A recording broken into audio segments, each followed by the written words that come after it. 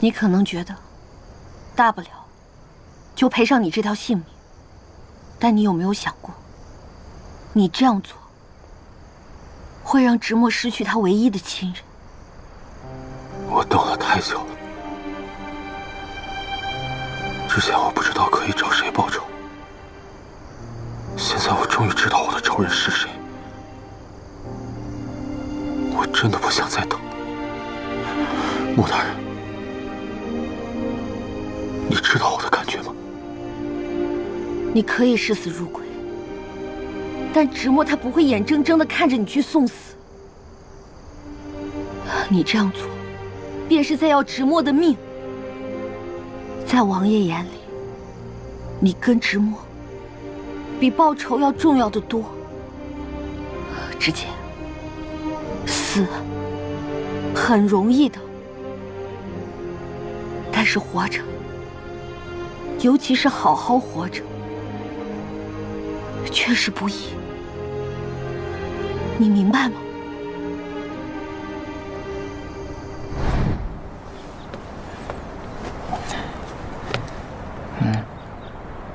父母都不在了，还过什么生辰？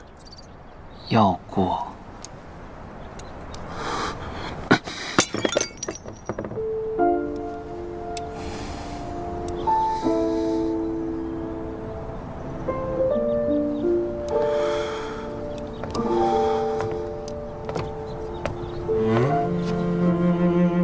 若是有朝一日我不在了，你也要过生辰。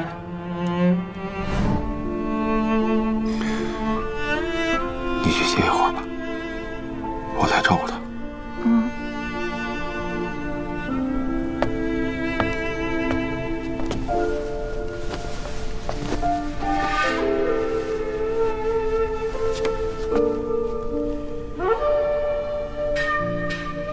直到你受伤以后，我才发现，原来一个人可以流这么多血。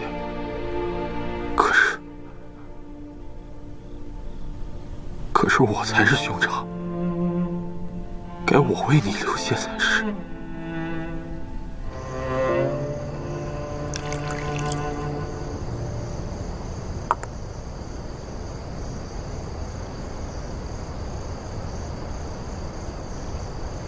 好了，王爷，他知道错了，别再跪了。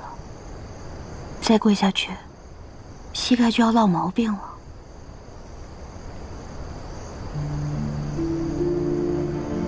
记住这个教训，不要再有下一次。属下知错。你起来吧。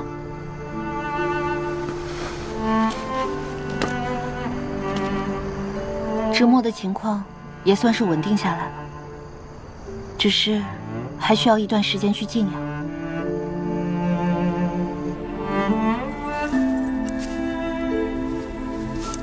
公主，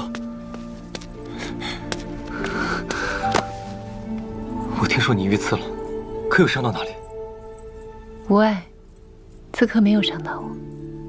那就好。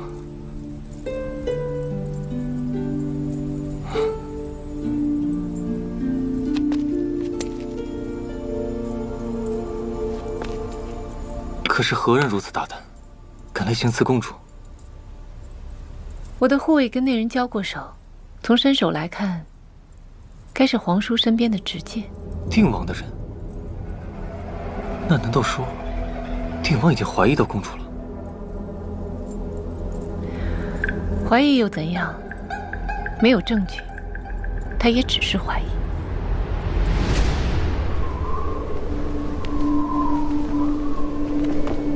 我这一生，一步错，步步错，回头无岸，唯有到黄泉之下，洗清罪孽了。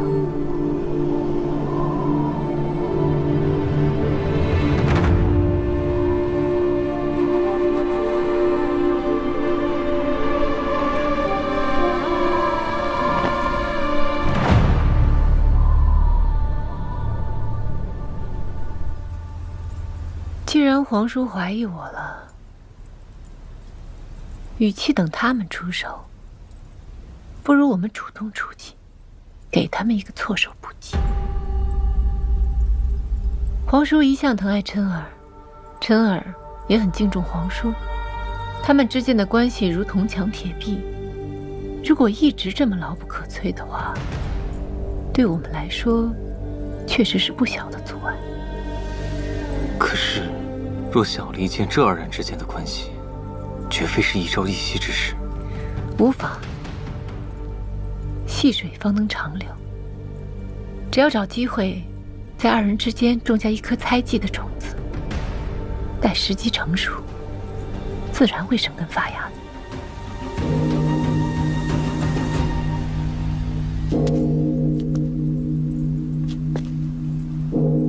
这么快就死了，还真是便宜他了。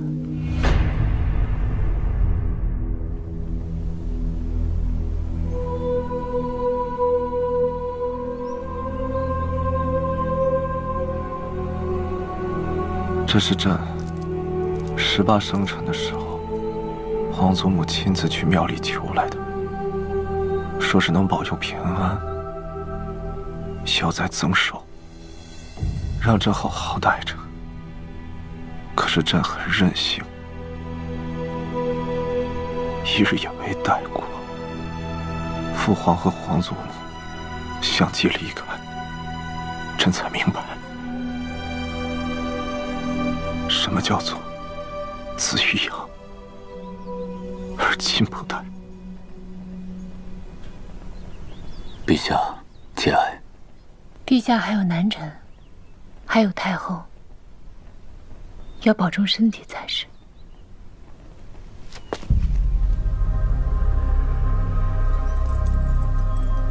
公主，你也要照顾好自己。太皇太后临终前，最挂念的人便是你。多谢皇叔关心，想必他老人家也念着您呢。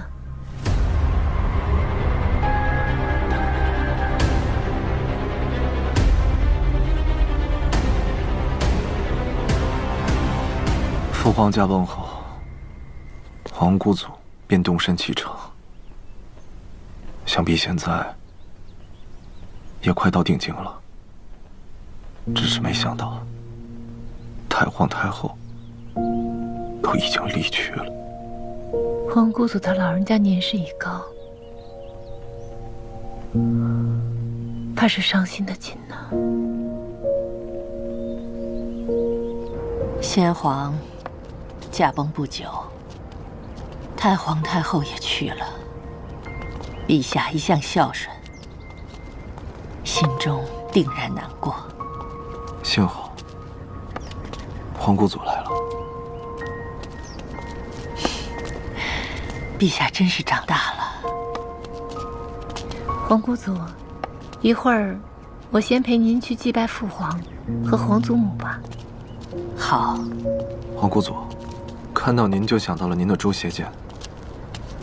说起来，朕小时候最怕的就是这把跟随太祖南征北战的诛邪剑。只是这么多年过去，也从未见皇姑祖当面展示过的。国之利器，怎可随便示人？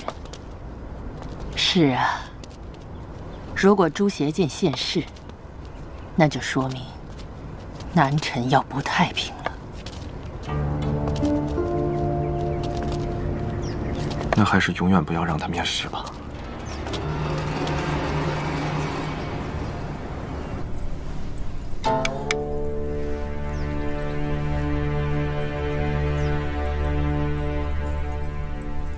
公主今日似乎有些漫不经心啊。的确是一记昏招，可惜落子无悔。罢了，这局本宫认输。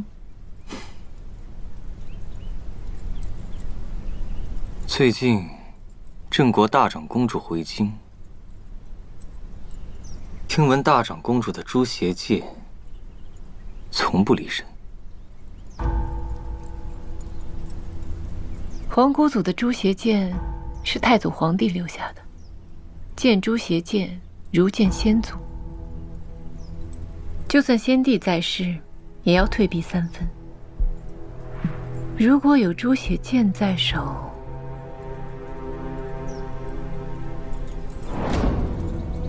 皇姑祖一向疼爱我，拿到朱邪剑也不无可能。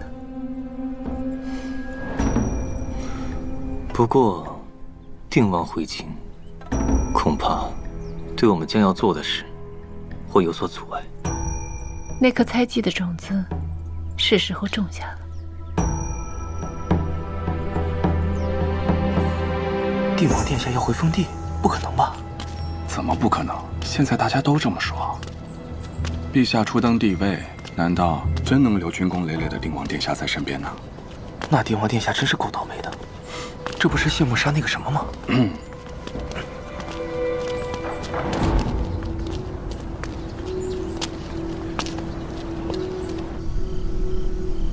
我都快要回封地了，你就一点都不担心啊？咱们还可以鸿雁传书吗？没心没肺。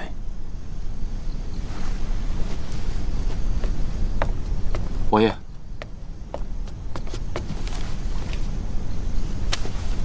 飞鹰小队来报，市面上的流言都是贩夫走卒的口口相传，或是寒门子弟的口诛笔伐。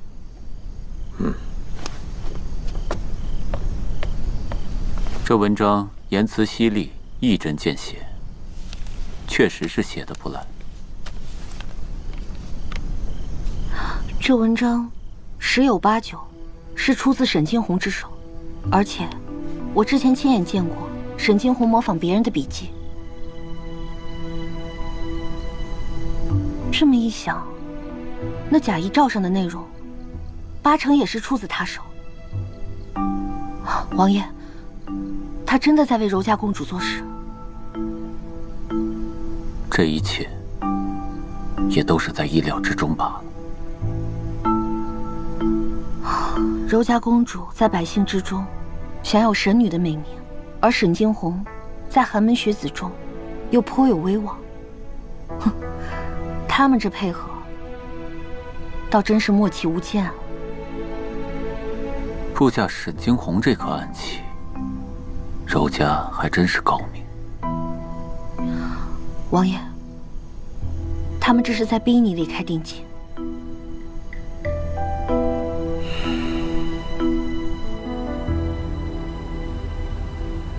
行了，朕都知道了。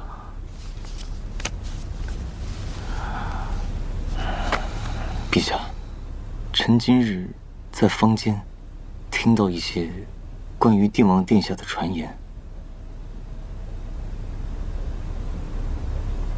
说定王殿下越俎代庖，不肯放权。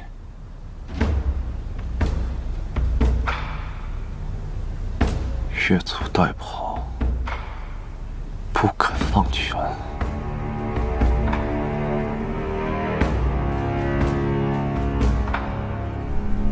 亲王成年后必须离京就藩，无诏不得回到定京城。定王殿下却长期逗留在京城10年了，从未回到属地，恐怕有违祖训吧？孙大人言之有理，先帝仁慈，任由定王殿下长留京中。可如今陛下已登基，定王殿下职高权重，不免有干政之嫌。为了避嫌，便该自请回封地才是。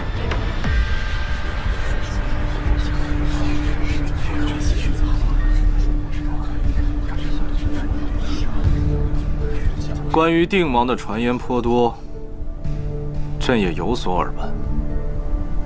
越俎代庖，不肯放权，这些话，先帝那个时候你们就一直在说，说了10年，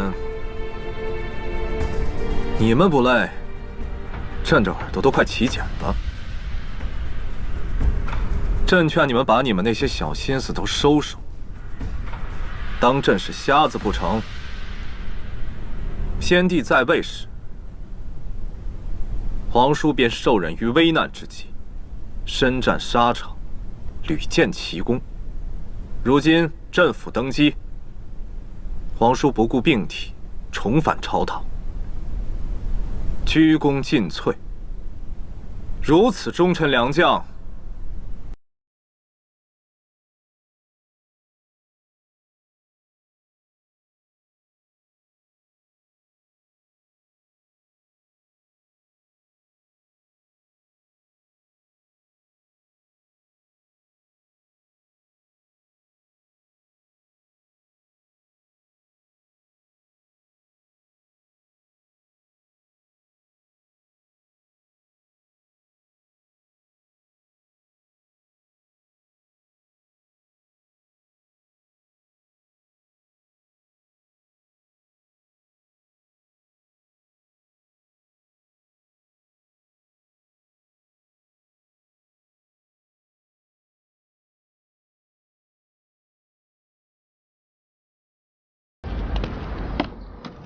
皇姑母一直长居江左，不知在定京水土可灌否？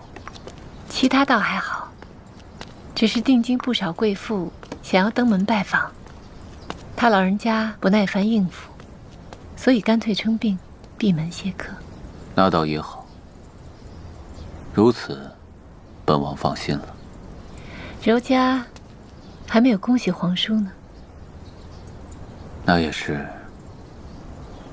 无奈之举。皇叔这话，倒像是不大情愿。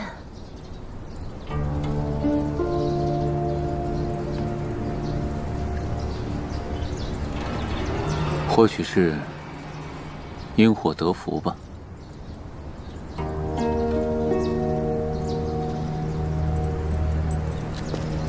柔家，本王记得，在你父亲尚未登基之时，只有你这么一个孩子。那时候，他经常带你来我这儿玩。有一次，你不慎摔倒了，你父皇为了哄你，给你推了1下午的秋千。可此后不久，柔家就被送离定京。此后10年，再未见过父皇一面。待柔家回来的时候，已经多了3个弟弟。当时的情形，你应该是最了解了。皇兄这么做也是无奈之举，他是为了要保护你。父皇的一片苦心，柔家当然明白。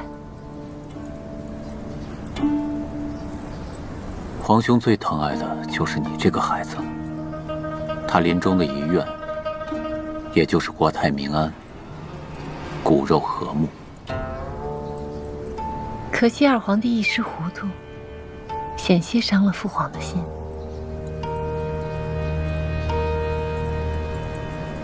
幸亏他迷途知返，如今在他的封地做一个闲散的富贵人。陛下一直宽宏大量，父皇代天有灵，也该心怀甚慰。如果真的是知错了，那就再好不过了。柔家倒有些好奇，那皇叔为何不回封地？是柔家失言，还望皇叔恕罪。不是不回，是时机未到。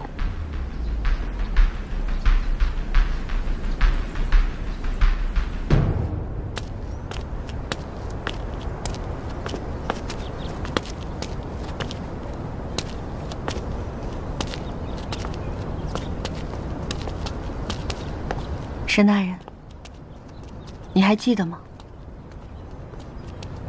咱们第一日进这尚书省的时候，这天气啊，也跟今日一样好。穆大人记性可真好，确实如此。不是我记性好，而是初心，实不敢忘。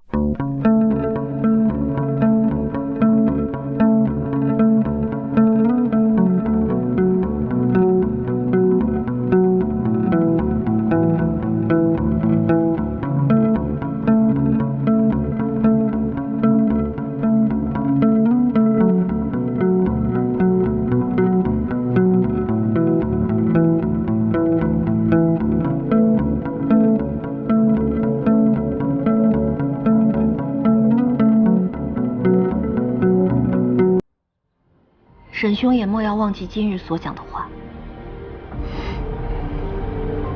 穆大人，此言何意？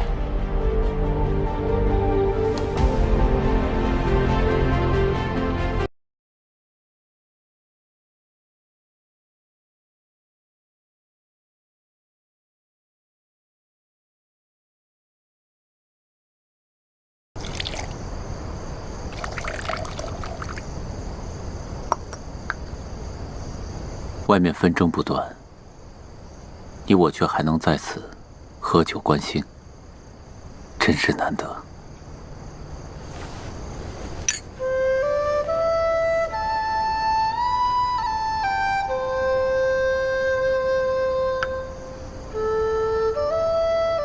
这样平平淡淡的日子，不是最好吗？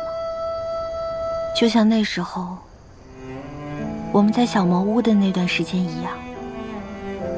每日睁眼，就可以和草木竹林为伴，干干净净的。朝饮木兰之坠露兮，夕餐秋菊之落叶。你如此怀念以前小茅屋的日子，是不是想放弃仕途了？那段在小茅屋的日子，更让我明白了肩上的责任之重。我不但不会放弃仕途，相反，我想要通过自己的力量，让南陈的百姓，未来的日子都变得清明祥和，安居乐业。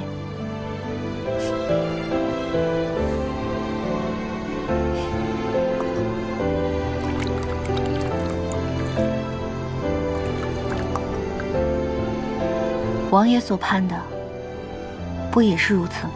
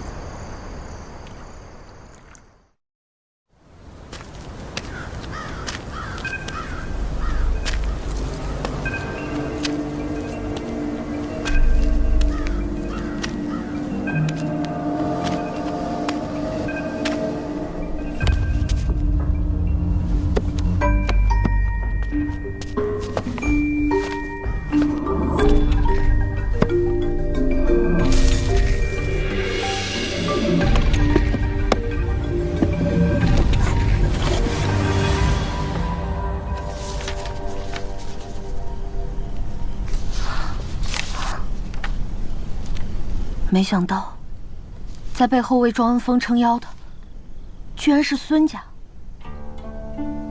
孙家在江南盘踞多年，若是孙家的话，那庄文峰作恶多端，却这么多年都平安无事，就说得通了。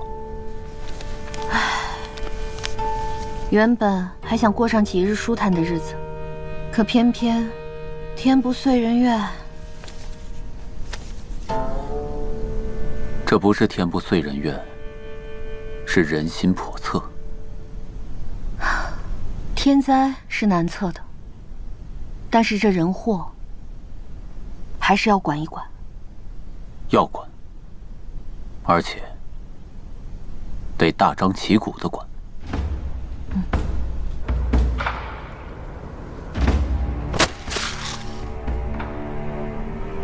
孙儒，你还有什么话可说？是不是如皇叔所言，你就是这次江南赈灾粮贪墨案的幕后主使？陛下，老臣实在是冤枉的很呐！老臣与那庄文峰素不相识，也不知道为什么他在信中竟然提到老臣的名字。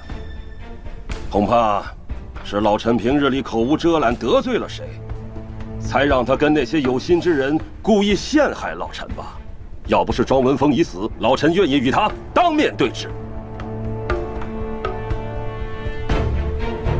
议政王，你纵然是一人之下，万人之上，也不能单凭这没头没脑的信，就在这朝堂之上状告朝廷命官吧？孙大人所言甚是，光靠几封信，确实不能把人定罪。而且，陛下，臣也认为，孙大人是被人陷害的。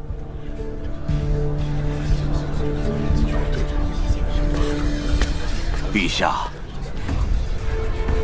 议政王要告孙大人的人是你，说他被诬陷的人也是你，这朝堂上可不是儿戏，你总得拿出一个合理的说道，否则岂不是欺君之罪？周大人，要诬陷孙大人的是庄文峰，本王只不过是把搜集到的证据呈给陛下。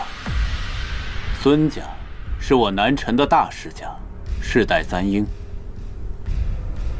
本可以不用努力就得到锦衣玉食的生活，他何必去勾结庄文峰这样的小县令，还干下贪污这种大逆不道的事？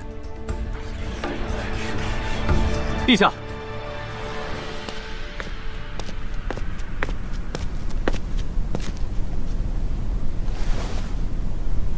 臣以为，议政王所言差矣。沈大人，你觉得本王说的哪里不对？现如今，庄文峰已死无对证，与他勾连之人是否是孙大人，都无法从他口中得知。但是臣以为，既然此事牵连到了孙大人，即便他不是背后之人，也必定是本案的突破口。所以臣建议，一定要彻查此案。陛下，既然庄文峰已死，此事也定没有了下文。为朝廷安稳，臣以为不如压下此事，等风波过后慢慢再查。南陈究竟有多少像庄文峰一样的县令？王大人可了解？如若不彻底揪出庄文峰背后之人，那有多少个庄文峰会被沦为他收敛钱财的爪牙？是不是日后每死一个庄文峰，自然就要了结一次？那被压榨的百姓又要从何诉苦呢？还是王大人觉得，这世家的声誉比百姓的公道来得更重要？你休要给我安这些罪名，陛下，臣并无此意啊！陛下，臣以为，此事的根结，归根到底就在于恩印制。若是废除了恩印制，学子们就可以凭借真才实学进入仕途，人人平等，再不会有人来维护世家的尊严了。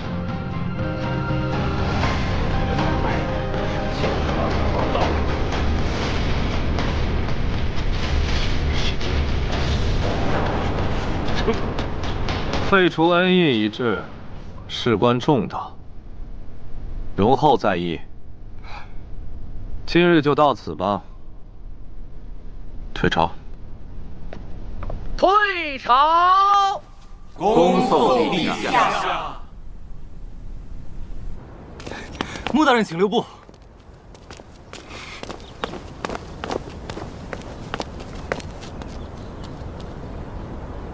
沈大人今日在朝堂之上，真是正气凛然，令人佩服。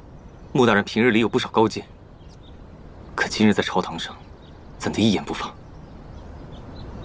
世家恩印确有其弊端，但它既存在，必然有它存在的道理。你我皆走的可口之路，深知寒门子弟的不幸，若连你我都不站出来，更会助长世家的风气，令寒门子弟寒心。沈大人所言极是，你我皆为寒门子弟，所以思考问题都会从寒门的角度出发。但陛下是天下的陛下，一边是寒门，一边是世家，你要让他如何抉择？你我皆为陛下的朝臣，自然要为陛下分忧。穆大人此言差矣。寒门。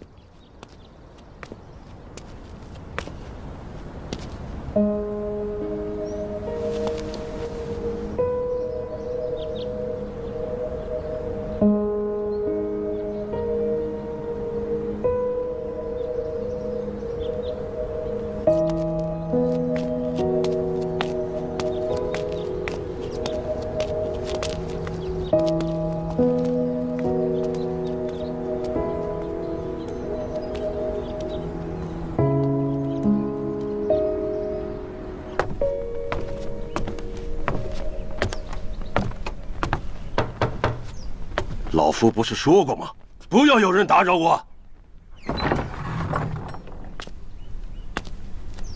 为父的话，你没听到吗？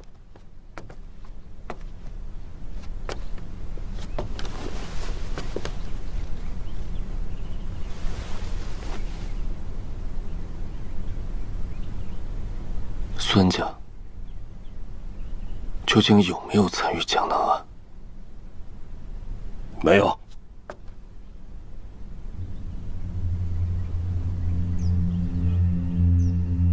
你用不着这么看我。若为父和这件事情有关系，陛下早就惩治我了。既然没有惩治我，那就说明为父是无罪的。父亲，今日你为何同我解释了这般多？你如果是为这事儿来的，也可以出去了。孙家的事情过去你没管过，现在你更不需要管。父亲，您为何要如此？难道孙家还不够富贵锦绣吗？您为何还要做那些丧尽天良之事？丧尽天良？最没有资格讲这句话的人就是你。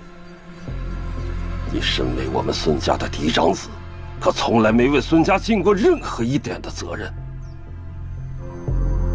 你以为百年世家是这么容易能够守住的吗？那就不要这虚名。你这个逆子，你给我滚！滚！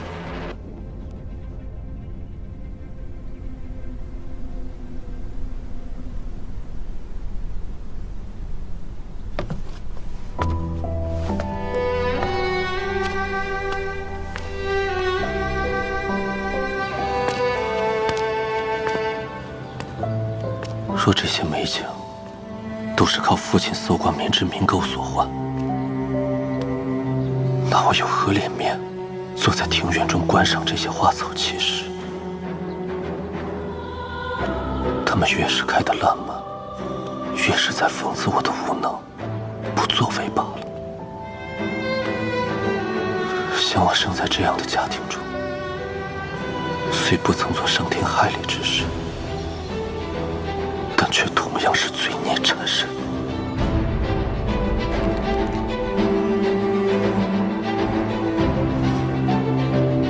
郎君，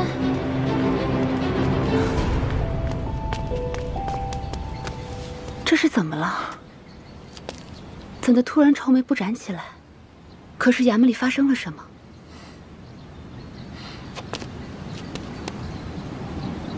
你我夫妻本是一体，你若有事，定要与我说。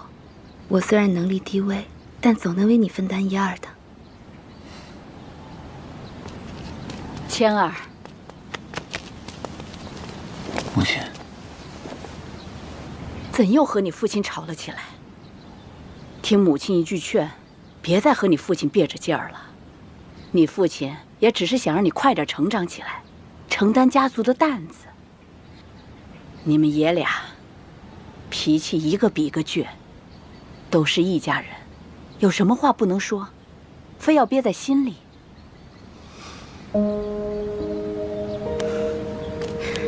母亲放心，我会多劝劝云谦的。时候不早了，咱们去用膳吧。过了时辰不好刻画。好，还是你媳妇儿懂事儿。走。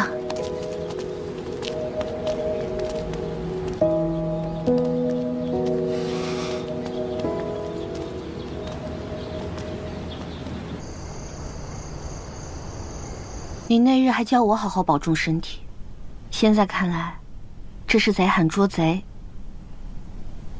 如今我这个当大夫的，可得要好好看着你。这些旧账，你倒还记得清楚。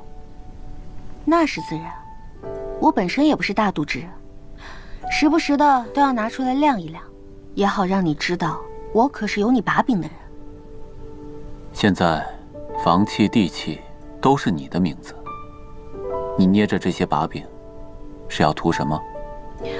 自然是要图王爷的人了。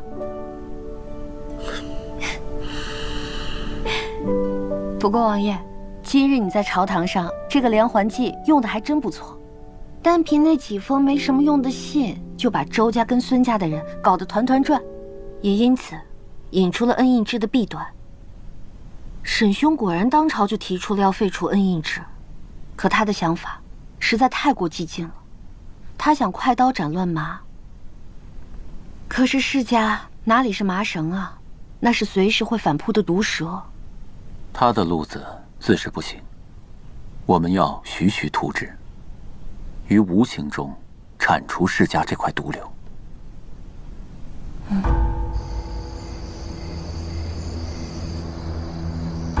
皇叔从庄文峰下手，向世家挥刀。我们正好可以加以利用，借着这个机会，继续推进恩印制改革，彻底肃清世家蛀虫。可是我看议政王的意思，并不想大刀阔斧的动手。皇叔定是想走循序渐进的路子，一点一点的肃清世家。可是这世家，就好比毒瘤般顽固不化，若是不能尽早剜掉，只怕朝堂上会越发的乌烟瘴气。你这话说的极其在理。世家人当中，个个都是人精，哪能任由旁人一刀刀割肉啊？待他们有所察觉，必会反扑。不过我们要的就是让他们斗起来。既然皇叔不想大刀阔斧，那咱们就自己加把火。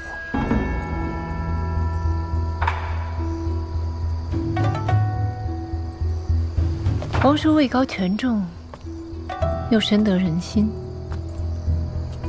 是我帝王路上的最大障碍。不过他对卓华一向亲眼相待，若能把卓华拉入局，不怕皇叔不跟我们站在一起，届时他便骑虎难下了。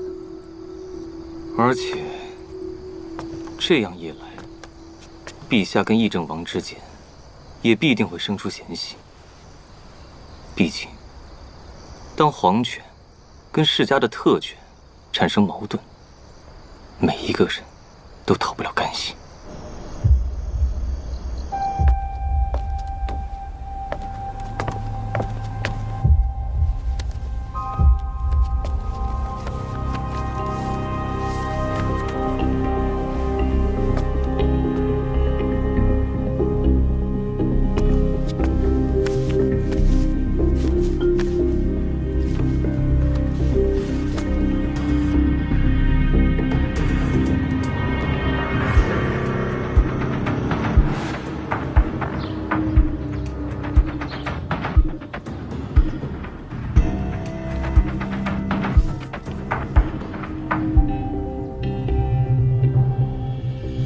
张先生这篇文章为什么只有上册，而不见下册？不过文章真是字字珠玑，理解通透。与我的想法不谋而合。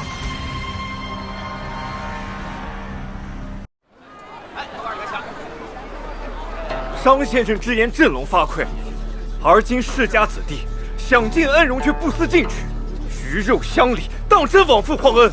再观我辈寒窗10载金榜题名，怀的是报国之志，可这志却生生被这些蛀虫阻拦。这就是近日寒门学子之间广为流传的青俑册。正是，恩印一制，延续100年，如参天古木，盘根错节。这句话说的真是一语中的。这位商先生果然很有见解。陛下，商先生在文章中还指出，若一人为官，其子孙、亲族俱可不费吹灰之力得官，大者并可给予门客，可谓滥矣。陛下，就连一位不入朝堂的夫子，都知道恩印制的危害，而朝中那些大臣们，却居于世家的权威，不肯多言，可见世家之事已成祸害。若不尽早清除，恐生难成根基啊！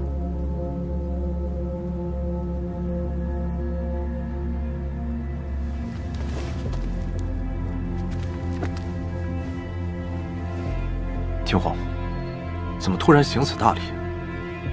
快起来！朕知道，你也是一心为南臣着想。这恩印制确实已成祸患，不能再纵容下去了。陛下英明。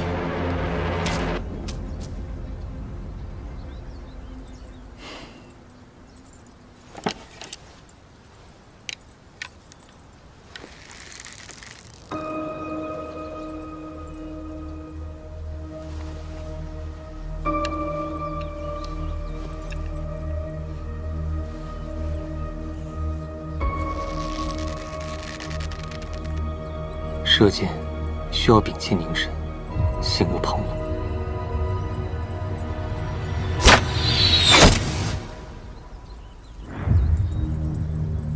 不愧是力压椰木井的惊鸿公子，见识果然了得。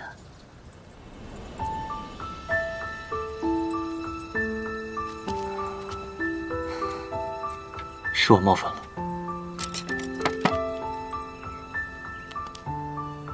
无妨。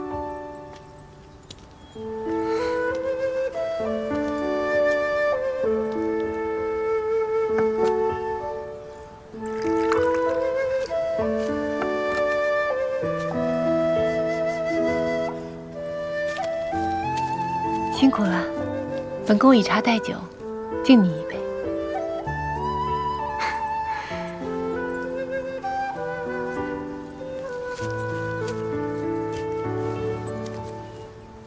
茶香隽永，喝着倒像是芳山路芽。正是。坐吧。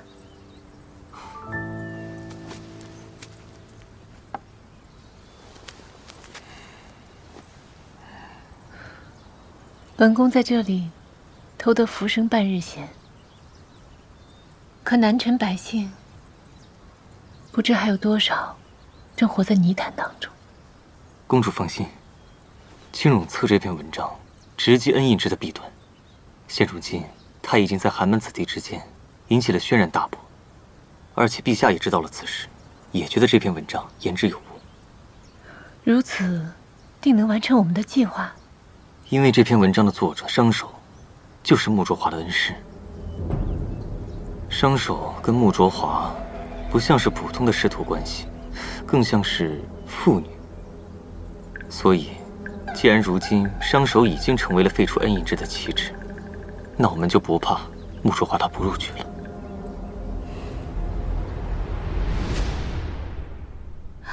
这篇文章是商老师早年写的，如今居然被拿出来大肆宣扬，也不知道是不是有人刻意为之。老师那张嘴虽然不饶人，但是万万也不会去得罪别人。我觉得被盯上的不是商先生，而应该是你。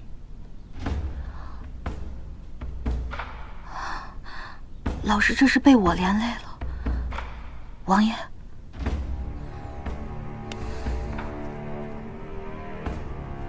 你别担心了，我立刻派核心带人去江南，保护尚先生。谢谢王爷。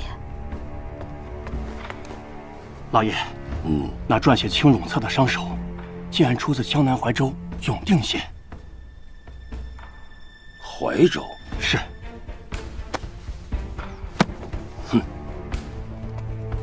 好你个青冢册，好你个商手，竟敢在我孙家的地盘上撒野！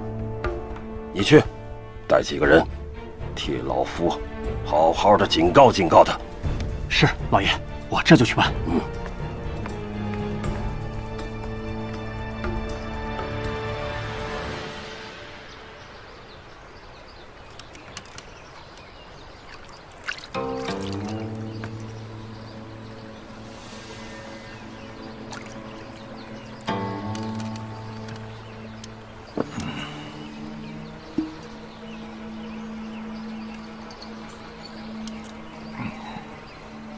嘿，嘿，这动静一定是条大的哎！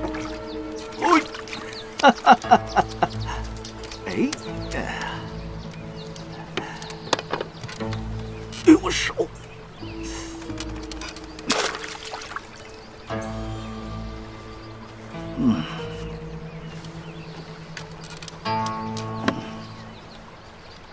小伙子。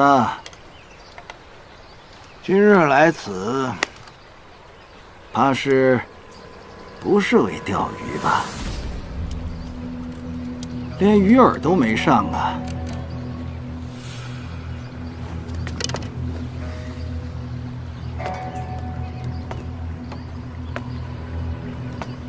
我是工部尚书孙汝孙大人的人，大人派我前来警告夫子，若是夫子还管不好自己的嘴巴，下次我来，可就不单单只是陪夫子钓鱼了。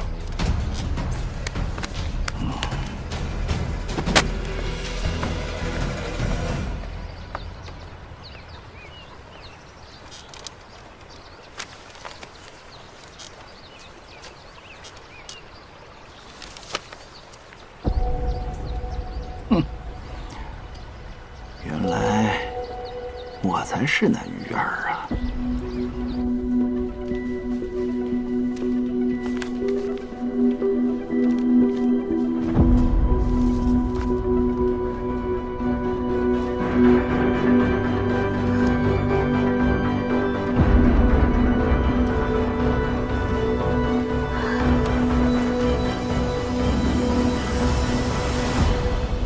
行了，今日就到这儿吧，回家吧。再见。再见。好。哎，你们都记得啊，要好好学习，特别是你们这些女孩子啊，要想过不一样的生活，走出大院，那就得好好学，考取功名。好的，夫子。外面的世界啊，大着呢。啊，夫子，您今日怎么了？往日里到了下学的时辰，你比兔子溜得还快，今日竟然在门口送我们，太奇怪了。臭小子，就你调皮，以后啊，把这聪明劲儿用在学习上，不好吗？走吧。这才是夫子嘛！滚蛋！夫子，明天见。哎，再见。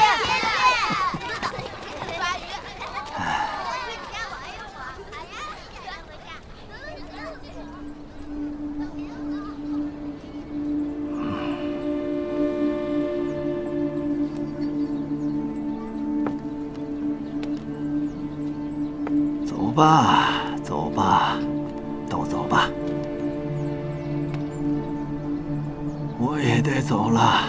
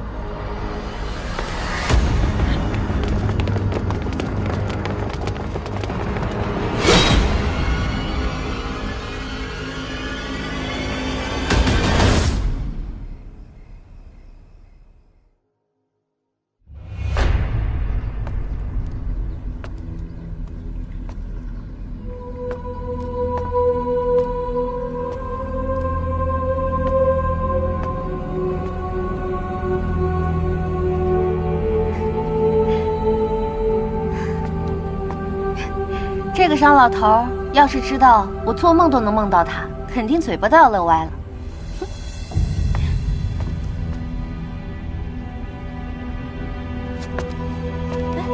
伤老头，你今日怎么没有钓鱼啊？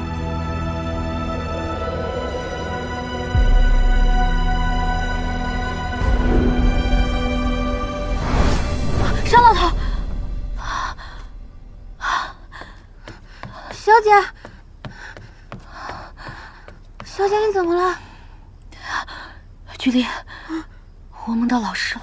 商老师，商老师怎么了？小姐，你没事吧？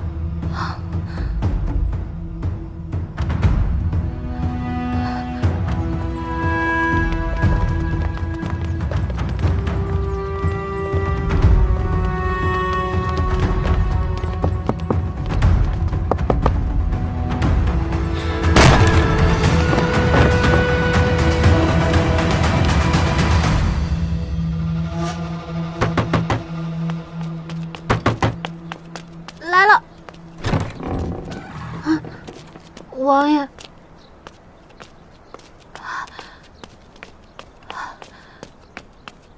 王爷，怎么样？有老师的消息了吗？飞鹰小队从江南传来消息，他们找到商先生了。老师怎么样？商先生他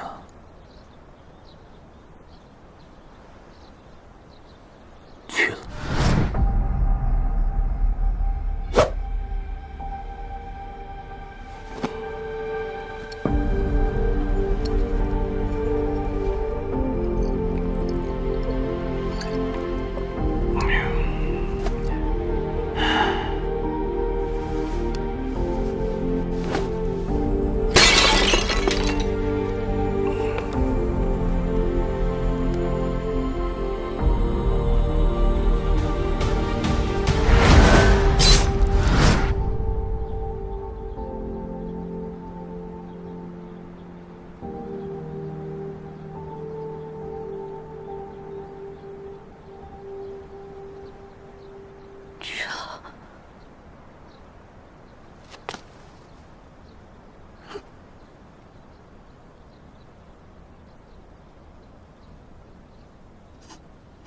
这老头儿，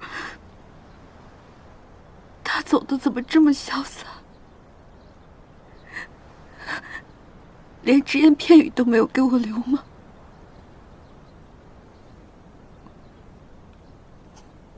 商先生虽然没有留下任何的遗愿，但是他心里面最挂念的人就是你了。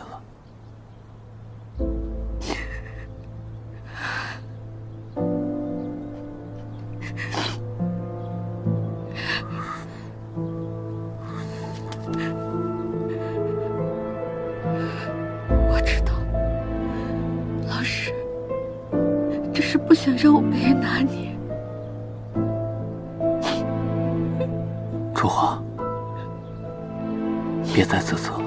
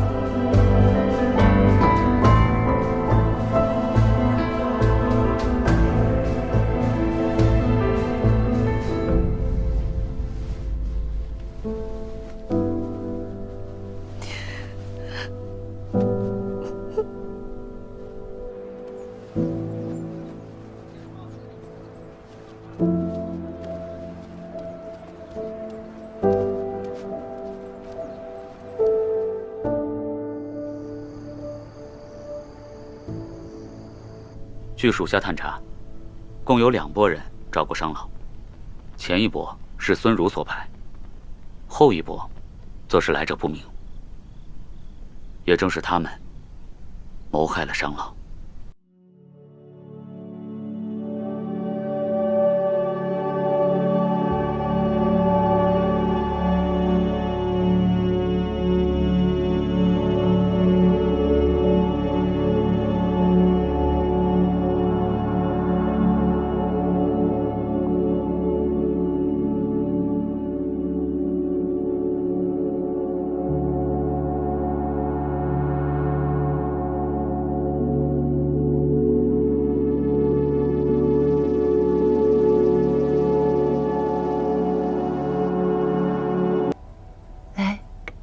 喝杯茶暖暖身子吧。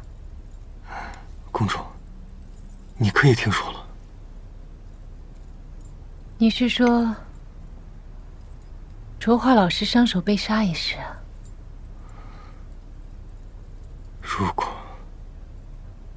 不是我推行了青荣策，强行把他拉进来，他也不会被杀，无辜枉死。这是孙家造的孽，与你无关。不过，若伤手不死，咱们下一步棋还真不好走。公主何出此言？穆卓华一直犹豫不决，下不了对抗世家的决心。如今伤手惨死，他这个做学生的，如何还能隐忍沉默？接下来怎么做，你应该清楚吧？可是伤手尸骨未寒，难道我们就这么迫不及待拿他的死做文章吗？废除恩印制剑在弦上，容不得片刻耽搁。难道你不想肃清世家，还寒门学子一个大展拳脚的天地吗？况且朝堂之上，从来都是你死我活。既然选择了这条路，就该清楚，许多事儿都是身不由己。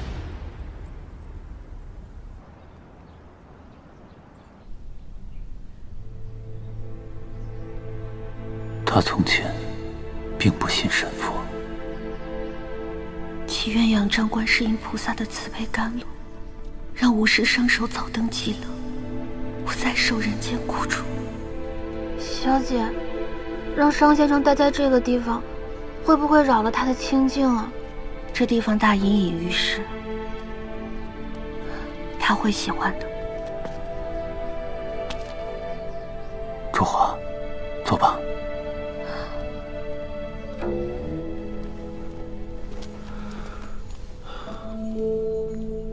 我们回家吧。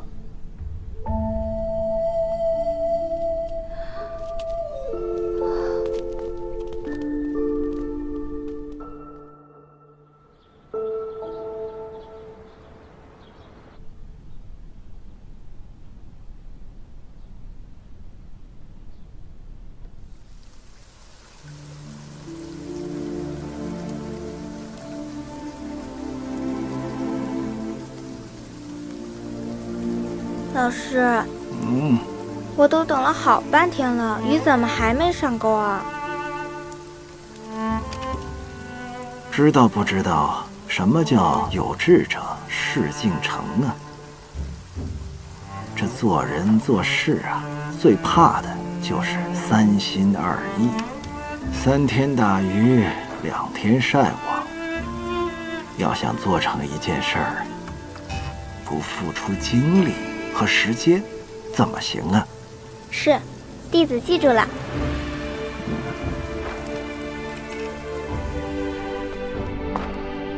小姐，这里，把我的官服拿来。官服？老师是为我而死的，他的冤屈，他的期待，都寄托在我的身上。我不能在这伤春悲秋了，我要去找沈金红，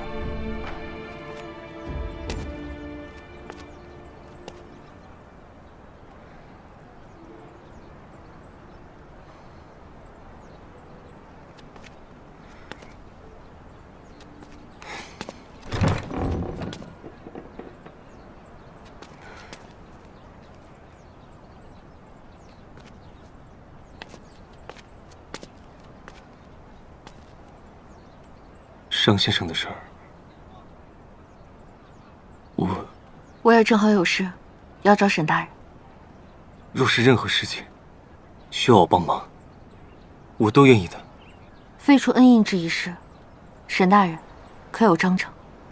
穆大人的意思是要与我一起。我也曾想徐徐图之，但世家在南城经营多年，现如今已经像一颗毒瘤一样。疗陈科需用猛药，卓华愿以身为刃，落下这第一刀。那好。陛下，世家贪污公帑，私挪国库，使民间怨声载道，此其罪一也；罔顾法度，草菅人命，此其罪二也。借恩印制之庇护，使无德无才之人高居上位，有能有识者反不得人尽其用，此其罪三也。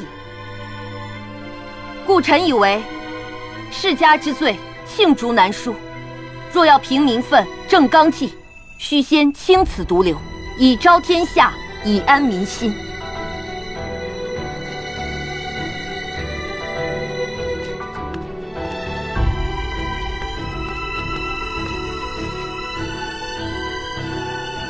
陛下，臣以为穆大人所言极为中肯。恩印制推行多年，护佑的并非是忠臣良将，而是依附于社稷之上的硕鼠蠹虫。正所谓不破不立，不舍不得，想要彻底革除弊端，需要落狠手。臣请陛下废除恩印制，扫清朝中的尸位素餐之辈，令有能有识之人得以为国效力。陛下，此举有动摇国本之嫌。穆大人与沈大人急功近利，不顾后果，陛下切不可盲目听从。周大人所言极是啊，还望陛下深思熟虑后再作圣决。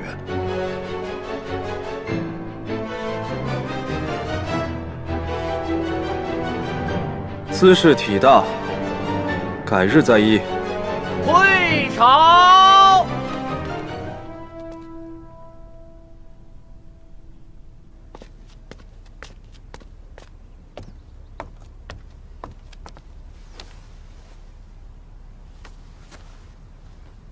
陛下有何吩咐？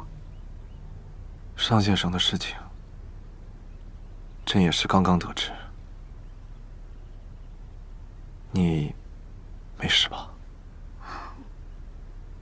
朝局未定，微臣不敢亲见其身。陛下放心，微臣会保重自己，等着公道昭显之日。朕就知道。你一定可以挺过来的。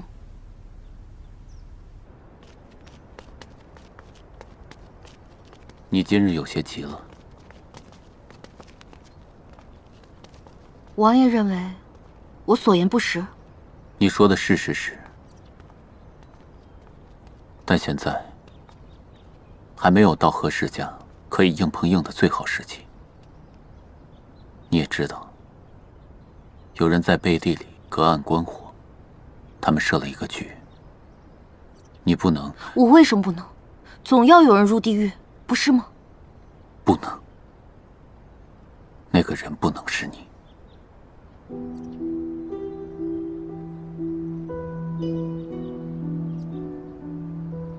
可我总得做点什么吧。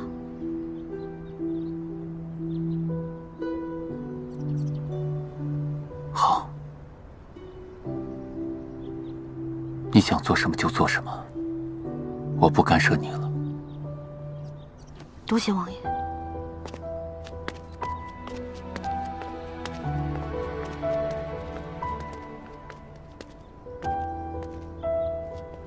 王爷，穆大人怎么了？让您如此费心？属下说错了吗？你忘了自己当初一心报仇，要跟柔家拼个你死我活吗？王爷，我那是……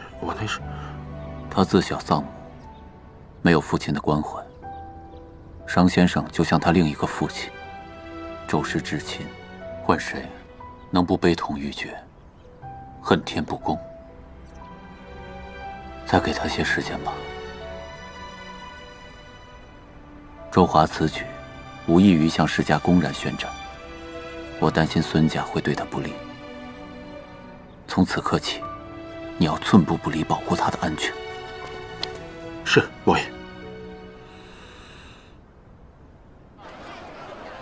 小七，小七，父亲，母亲，我跟你说，咱们家被抄了，爹现在没有地方去了，你得帮帮爹吧。我跟你说，石剑，哎呦，王爷呀，你就看在往后咱们是一家的份上，你帮帮我吧。那万一我要是有个三长两短的话，你往后就没有我这个老丈人了。母亲，您跟父亲为什么来到定京啊？说来话长。什么？商先生死了？对啊，听说是半夜被歹徒闯入了家宅，第二天官府赶到的时候，血流了一地，太惨了。不行，我们必须马上启程上京。上京？夫人，你怎么想一出是一出的？商先生的死因肯定另有隐情，下一个说不定就是穆家。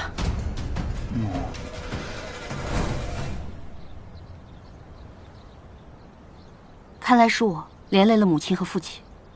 母亲有所不知，前阵子在朝堂上，我因为废除恩印制一事，跟孙家有了冲突。看来这个孙儒是为了报复我，才要把穆家拖下水。你什么意思啊？那个姓孙的，真不是个东西，还什么贪墨公粮，这些年他从我家拿走的好处还少吗？现在说这些还有什么用？小七，我们愿意散尽家财，只要能度过现在的难关就好。你说什么呀？散尽家财，那我的心血付诸东流了。那还能怎么样？虽然现在穆家败落了，只要留着性命在，不怕没有东山再起的机会。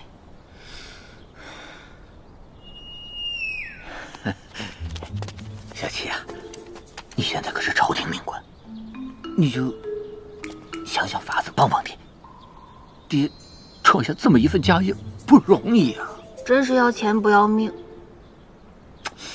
你个小姑娘家，懂什么？莫老爷，您从商多年，这鱼和熊掌不能兼得的道理，您应该也是明白的。你要我想办法保住家业可以，但是国法无情，您这性命能不能保得了，我可就打不了包票。哎，你说你这个小……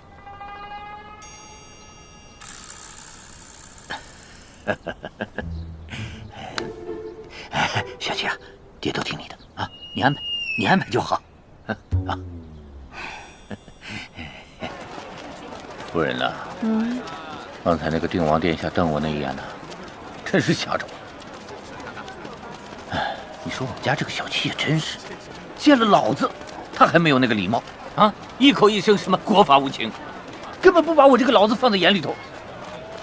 是，你方才怎么不这么说呢？那不是还有那个一人之下万人之上的女婿吗？我哪敢呢？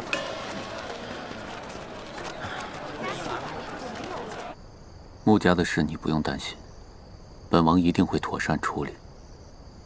多谢王爷，但是您也说了，穆家的事，下官还是想自己处理。你对我就这么生分吗？如果需要我做什么的话，随时跟我说。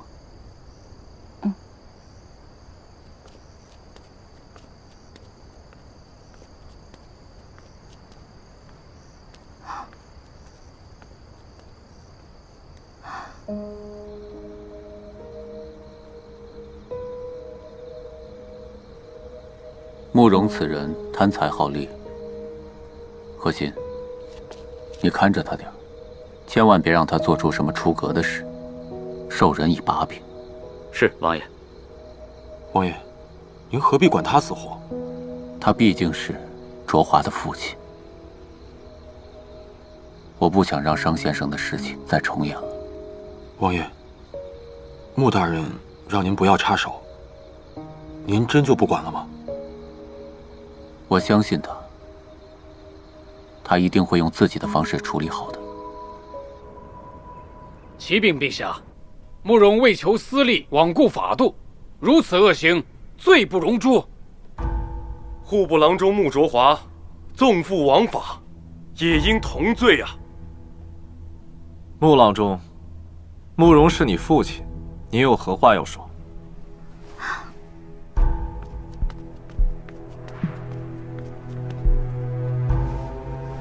回禀皇上，家父深知其罪，回首往事，也觉得悔愧难当。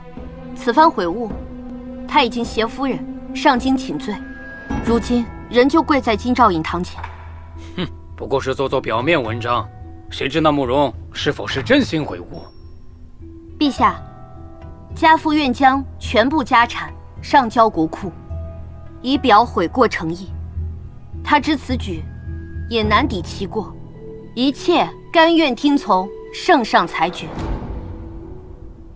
慕容一罪，确实令人发指。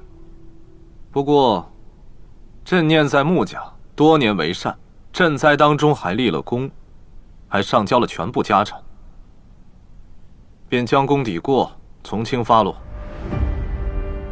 将慕容杖责30大板，其妻子一起关入大牢10日，以儆效尤。谢皇上恩典。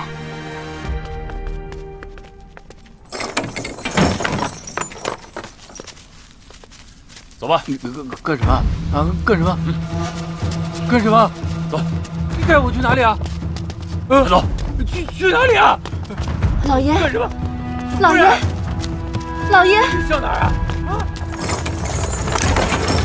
饶命啊！饶命啊！饶命啊！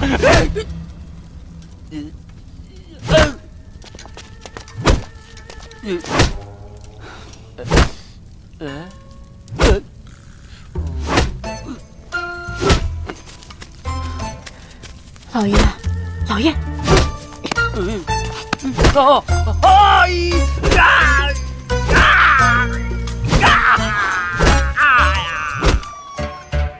为这废除恩印这一事，近日京中风波不断，朝廷重臣不消停。朕决定快刀斩乱麻，你们两个尽快拿出一个章程来，务必替朝廷铲除这颗毒瘤。臣领旨。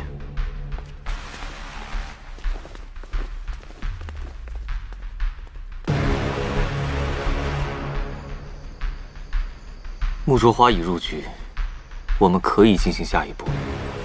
皇叔既然把矛头指向孙家，不如就从孙家下手。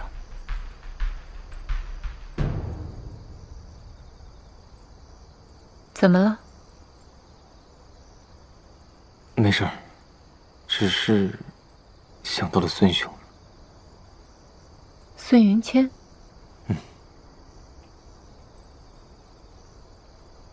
他确实与别的世家子弟不同，也无骄奢蛮横之态。孙兄，这个人出淤泥而不染，也算是世家的一股清流。只是这一次变动，难免要将他拖下水。海清公主，到时候不要把他牵连进来。他本就与此事无关，又是你的好友，本宫自然会给他留条后路的。那如此这般，便先谢过公主了。那你想怎么谢本宫呢？但凭公主吩咐。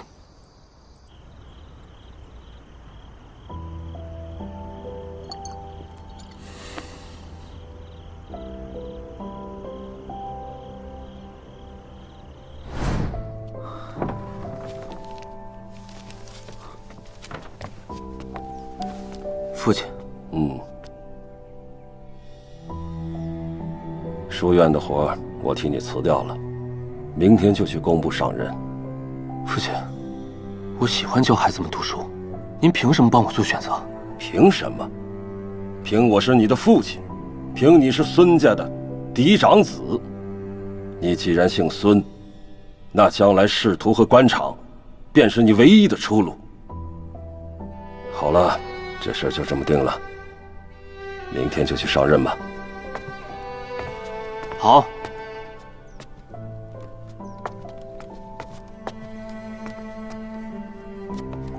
但我要参与科考，凭自己的本事进工部。瞧不起恩荫的路子，要去参加科考？好啊，那你去考啊。可你别忘了，你是姓孙，身上淌的就是孙家的血。就算你有再大的本事，在世人的眼里，你还是孙家的人。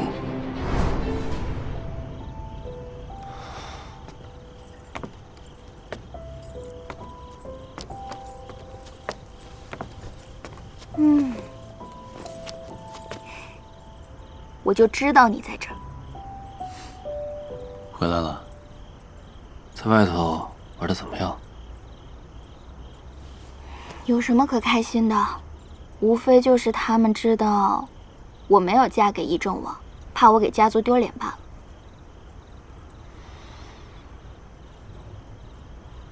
我一回来就听说你和父亲起了争执。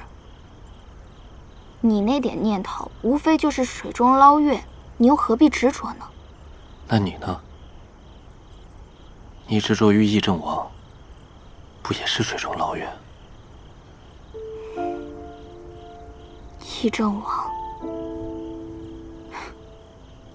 是啊，如今已经是议政王了，我竟然错过了。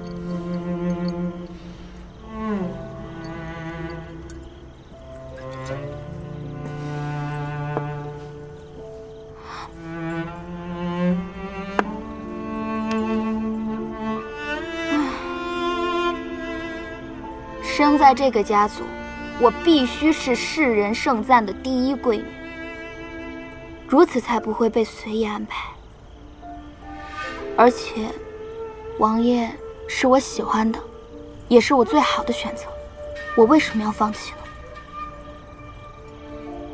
我才懒得争什么第一第二，你说我不求上进也好，说我身在福中不知福也罢，我只求家人平安，